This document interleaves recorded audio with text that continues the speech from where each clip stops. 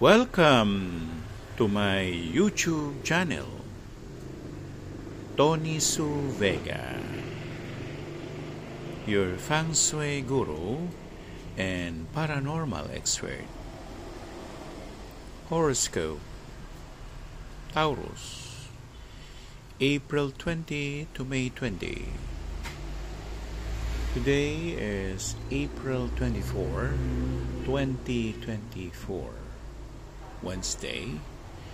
It's all about the Three of Swords. This is a situation wherein you are being despaired, or you are hoping against hope, or there is no more hope. So you are very, very lonely or sorrowful. What do you want to do? Let that time pass. Let it not be a bother to you. So ngayong araw na ito, ang ating pong horoscope, araw ng 24 ng Abril 2024, ay may kinalaman sa Tres de Espada.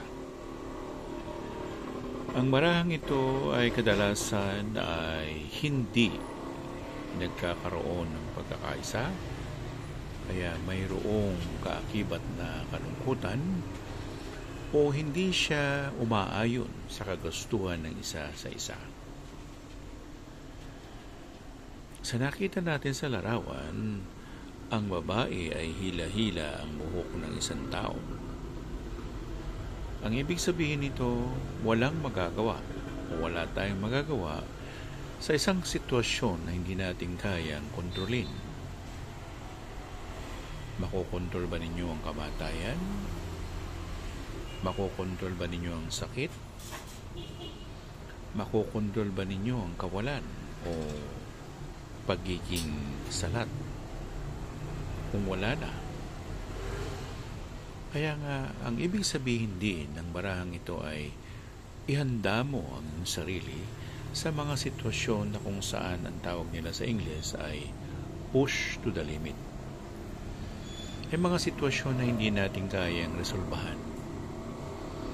At bilang tao, naranasan natin o mararanasan natin ng mga bagay-bagay na kung saan hindi umaayon ang panahon sa atin.